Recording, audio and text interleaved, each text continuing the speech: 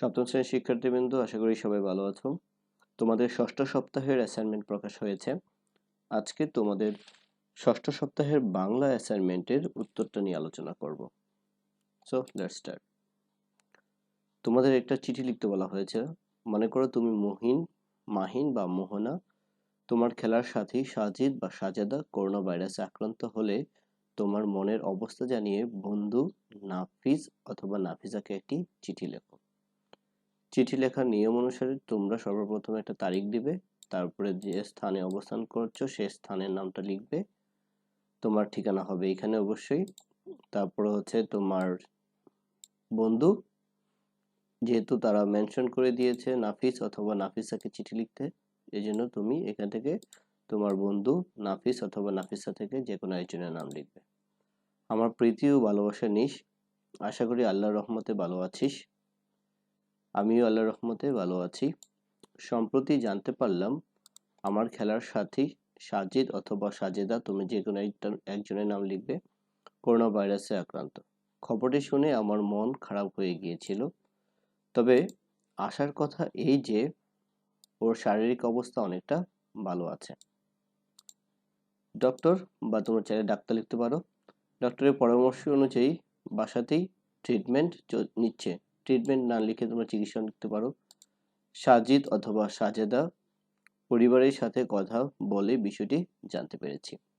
তাছাড়া সাজিদ অথবা সাজেদা যে কোনো একজনের নাম লিখবে, সাথে যোগাযোগ করেছি এবং ওকে সাহস দিয়েছি। শারীরিক ও মানসিক অবস্থা ঠিক রাখার জন্য বন্ধুকে ওষুধের পাশাপাশি পুষ্টিকর খাবার খাওয়ার পরামর্শ দিয়েছি। প্রথমে ওর অসুস্থতার কথা শুনে আমার মনের অবস্থা কিছুটা দুর্বল হয়ে পড়েছিল। পরবর্তীতে আমার পরিবারের সদস্যরা আমাকে সান্ত্বনা দিলেন এবং করোনা পরিস্থিতিতে নিজের শারীরিক ও মানসিক অবস্থা ঠিক রাখার জন্য পরামর্শ দেওয়ার পাশাপাশি বন্ধুদের জন্য পরম করুণাময় আল্লাহ তাআলার কাছে দোয়া করতে বললেন। বন্ধু সাজিদ এবং সাজিদের জন্য দোয়া করিস যেন খুব তাড়াতাড়ি সুস্থ হয়ে যায়, আর আমার এবং পরিবারের জন্য দোয়া করিস মহান আল্লাহ তাআলা যেন তোকে এবং তোর পরিবারের সকলকে সুস্থ এবং করোনা ভাইরাস থেকে হেফাজতে রাখেন। এটি তোর বন্ধু মাহিন অথবা মোহনা যে কোনো একজনের নাম দিবে। যদি ছেলে হয় তাহলে মাহিন, আর যদি মেয়ে হয় তাহলে মোহনা। তারপর একটা এনভেলপ বা খাম দিয়ে দিবে। অবশ্যই এখানে প্রেরকের ঠিকানা হবে এবং প্রাপক যার কাছ থেকে চিঠিটা যাবে তার নাম হবে এখানে। তারপর হচ্ছে যে পাবে তার নামটা হবে কি এখানে।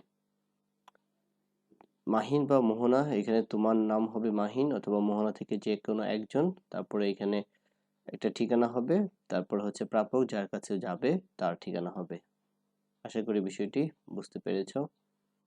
এখান থেকে তোমরা একটা ধারণা নিয়ে তারপরে তোমরা তোমাদের অ্যাসাইনমেন্ট করার চেষ্টা করবে এবং ভালো লাগলে অবশ্যই আমার চ্যানেলটি সাবস্ক্রাইব করবে এবং অন্যান্য ইংরেজি বিষয়ক যে কোনো তথ্য, ইনফরমেশন বা লেকচার পেতে অবশ্যই আমার চ্যানেলটি সাবস্ক্রাইব করবে এবং নোটিফিকেশন বাটনটা অন করে রাখবে।